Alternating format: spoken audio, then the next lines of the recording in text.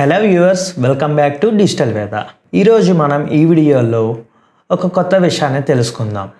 చాలా కంపెనీస్ పీపుల్ని కస్టమర్స్గా ఎలా కన్వర్ట్ చేసుకుంటారో వాళ్ళ మార్కెటింగ్ స్ట్రాటజీస్ ఏంటో ఈ వీడియోలో మనం తెలుసుకుందాం.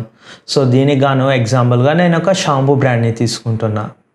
సో ఈ విధంగా మనం చూసుకున్నట్లయితే నా చేతిలో ఒక షాంపూ బాటిల్ ఉంది. ఇది వచ్చేసి ఒక పాపులర్ కంపెనీ. ఈ కంపెనీ బ్రాండ్లో వాళ్ళు ఒక మార్కెటింగ్ స్ట్రాటజీని అప్లై చేశారు. ఈ కంపెనీ బ్రాండ్ నేమ్లో న్యాచురల్ అనే ఒక పదాన్ని యూజ్ చేశారు.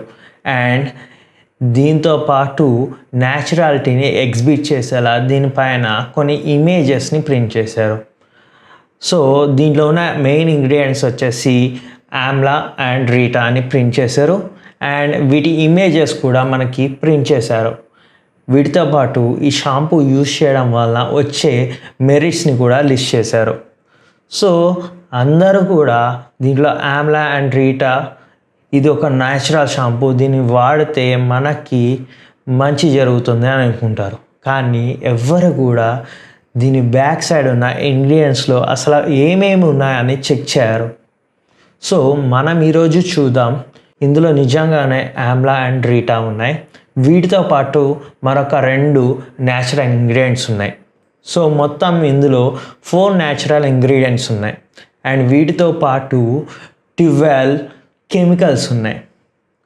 సో ఇందులో కెమికల్స్ ఉన్నాయని మెయిన్గా ఎక్కడ కూడా ప్రింట్ చేయలేదు. ఎందుకు చేయలేదు?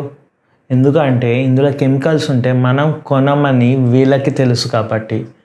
సో అందుకనే ఇక్కడ మెయిన్ ఇంగ్రీడియంట్స్ అని చెప్పి న్యాచురల్ ఇంగ్రీడియంట్స్ని ప్రింట్ చేస్తున్నారు కానీ కెమికల్స్ని ప్రింట్ చేయట్లేదు.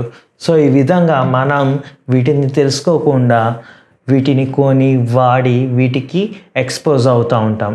సో ఇలా కొన్ని బ్రాండ్స్ మనల్ని కస్టమర్స్గా కన్వర్ట్ చేసుకుంటూ ఉంటాయి. ఇవన్నీ పాపులర్ బ్రాండ్స్ యూజ్ చేసే మార్కెటింగ్ టెక్నిక్స్.